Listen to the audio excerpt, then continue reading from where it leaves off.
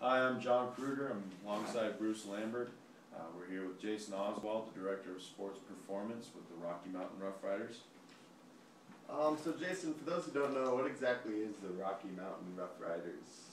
So the Rocky Mountain Rough Riders is a AAA hockey organization that kind of takes the elite youth level hockey players from the youth 13 age all the way up to the 18 age. So we got 5 teams that we do, 20 athletes per team, so 100 total athletes in the organization. And virtually what they do is they play a very college-like schedule where they travel and go to these showcases all over the nation during the weekends and stuff like that to kind of get their names out there for the scouting and earn scholarships or raise up the levels that way. Okay. Describe your role as Director of Sport Performance. My role as the Director of Sports Performance is virtually to get the guys bigger, faster, stronger, keep them healthy, make sure that if they got any injuries that we rehab them back to playing health. If they have any nagging injuries, we can kind of make sure they can keep playing. Stuff like that, or also the main part is to try and prevent the injury. But Okay. What types of certifications or education did you have to go through? so I have a degree in sports performance, so exercise science. Okay. Human performance and sport major. I also have a nutrition major for the nutrition side of things. And one of the certifications, I guess, when it comes to the strength and conditioning side or sports performance side, the gold standard, I would say, is the NSCA, National Strength and Conditioning Association's CSCS, which is a Certified Strength and Conditioning Specialist. Okay. So that is the certification that I have. What advice do you have to people that want to work in your field? For one, know your stuff. Know your basic anatomy, physiology stuff to a T.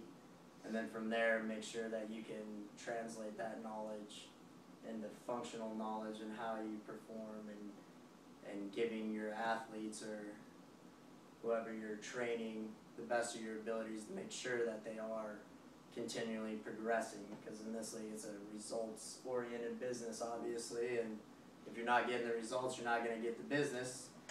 So by knowing those things, putting them together and being able to see results through your athletes is probably the #1 thing. I'd also say a great internship as well. Yeah. Definitely will set you up to be successful in this industry. Speaking of internships, do you want to talk about your experiences getting to where you're at now with the Rough Riders? Yeah, I happened to get a great internship at Stedman Hawkins in the Denver Tech Center. Worked with a trainer named Lauren Lando, who's probably one of the top 5 trainers in the nation. Does only strictly all the elite of the elite. So that's kind of how I got into this. Started developing and working in with the professional athletes and seeing how to train the highest levels of players. So when this opportunity came up for me to move on with my own style of training and kind of move that forward, I had the great background knowledge on how to bring athletes to the next level. Since I'm working with the high school kids, that's what it's all about, is us progressing them to get to those levels. So with having that background knowledge, I'm better suited to move them onto that area. So where do you want to go? Do you see yourself at what's the highest level? What are your goals and aspirations, I guess, what I'm trying to say? Personally, I mean, it is a thing that I would love to do. I've already dabbled in private training of pros.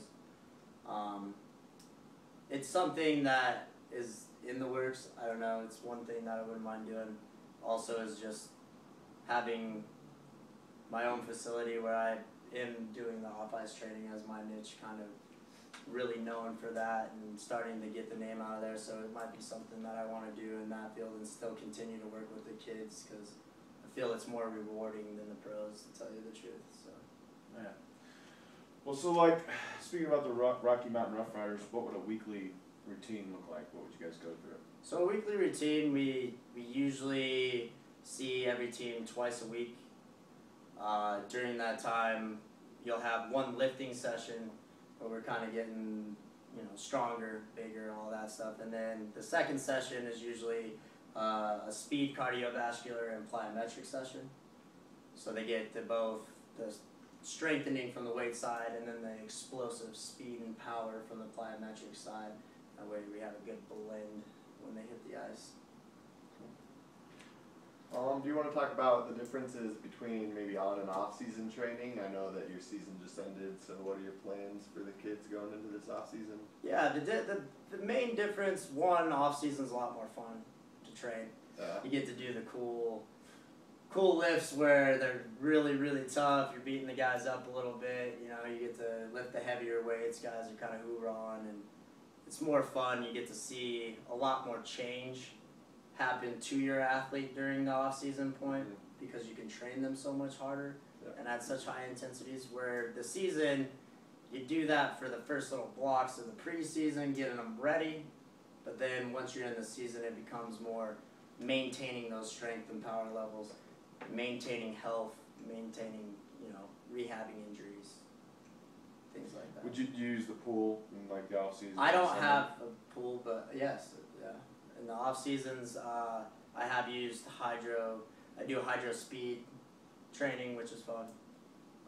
Stuff like that. So we all just saw that devastating injury yesterday in the basketball game. What type of rehab would go into breaking your fibia or tibia or lots.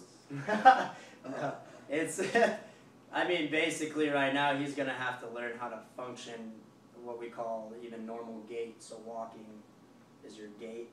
He's going to have to learn how to do his normal gait patterns all over again. Then you go to running gait, which is a whole nother complexity. So once he gets strength, it'll literally be from him just being in the cast, healing from the surgery and all that. Once he gets out of that, they'll go into a physical therapy realm where he's doing a lot of balancing, stability stuff, getting muscle and blood flow back to the areas that need it, and then from there he'll start doing more movement style stuff, like I said, where he's actually learning how to walk again properly and learning how to run again and then learning how to jump again. How long do you think that whole process will take? Do you think he'll be playing? It can vary with the modern technologies now. It all vary. You got guys coming back from knee surgeries like Adrian Peterson in a year, which is unheard of normally. So you can always throw ranges out there. As fast as for a compound fracture such as that, I wouldn't say less than 8 months, and that would be really actually kind of on the progressive side of things. Your opinion, was that pretty much the worst injury? Probably one of the worst things I've seen. I've never seen anything like that in person. I've seen an Achilles snap, or heard. You don't see it, but I've been to where an athlete has ruptured an Achilles, which is not a fun thing to witness at all, but no, nothing of that nature. Well, you have your supplement here. We'd like to talk about that a little bit. Speaking about recovery, so would you like to go in depth about that? Sure. I got two different products. The one in front of you is the whey protein. What I have is a whey protein isolate. Very, very pure. It's about 95% pure protein. What I like to do is, what I came up with the company is kind of just get rid of the fillers that are found in today's proteins. A lot of the companies like to add a lot of fillers, add a lot of artificial ingredients, things that are harmful and toxic to the body that don't really need to be there. I'd rather have my athletes taking something that's clean, pure, especially at the ages that they're taking these supplementations. We don't need extra kidney filtration or liver stuff that hence the name Pure Mix. Yep, exactly. So that's the whey protein side. Our newest and greatest product that I'm excited for is a recovery drink. That's a combination carbohydrate protein. It's got a 3-to-1 carbohydrate protein ratio. And what that kind of does is refuel their muscle with the fuel that it needs to produce in a workout, and then the proteins for the rebuilding aspect. And it allows them just to go back-to-back bouts harder than they would if they didn't replenish their body with those nutrients. So say they go through a really bad workout the first day, or a really tough game schedule or something, they got to play another one the next day and go hard again. this allows them to perform 20% harder in some studies than if they wouldn't have had those nutrients. So that's kind of what that company is about. So what would be the difference? And do you give this to your adults, your underage, and what's the difference between training the adults over the youth programs? Gotcha. The supplement anyone can take. That's why I created it. You could be young, 5, whatever, all the way up to older geriatrics. Can take it. It's actually would be really beneficial for them. The training aspect completely different. The guys, the athletes, the guys that I'm training primarily in that high school adolescent range, their bodies are just changing so much more. So you have to be very aware of, are they prepubescent? Have they gone through puberty? What kind of weights can you put on those kids? Will you cause more damage than you are doing good? Those sort of things. When it comes to the adults, it's a whole other thing, like hypertension, obesity, risk of heart attacks from genetics or just the way they're dieting, past injuries on joints, not able to perform certain functional movements. So that's kind of the difference between the youth athletes and then the adults. It's more trying to stay healthy versus trying to perform better is the difference in the trainings. Okay. What are your expectations, I guess, for the upcoming season for all your teams? Good. Actually, our team is moving leagues into another one of the best leagues actually in AAA hockey, so that's exciting. We'll be playing all the top named schools in the nation now, besides just most of them, so that's really good. As far as the teams, I mean, like I said, it's a fresh new opportunity. Hopefully they perform well. When you're playing that kind of competition, you don't know how it's going to go, but obviously it's a great opportunity for our organization and our teams and our kids to get in front of the scouts. It's virtually what it's for.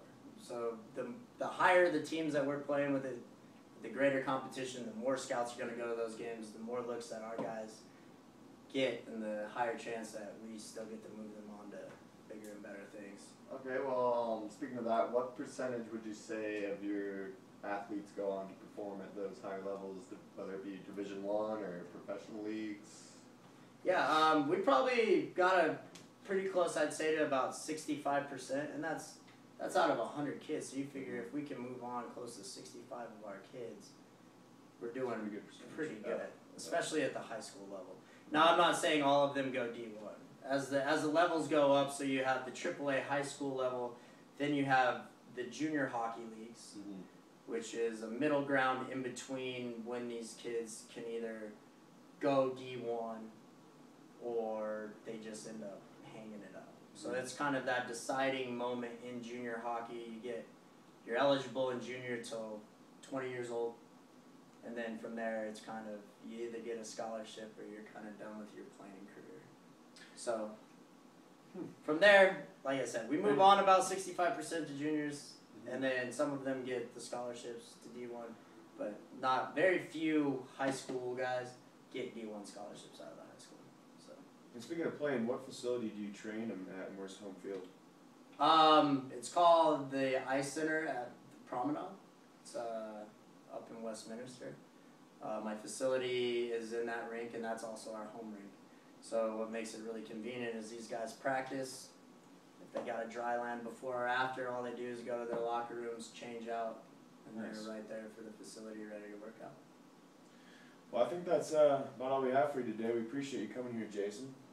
Again, John Kruger with Bruce, and that's it. Thanks for having me.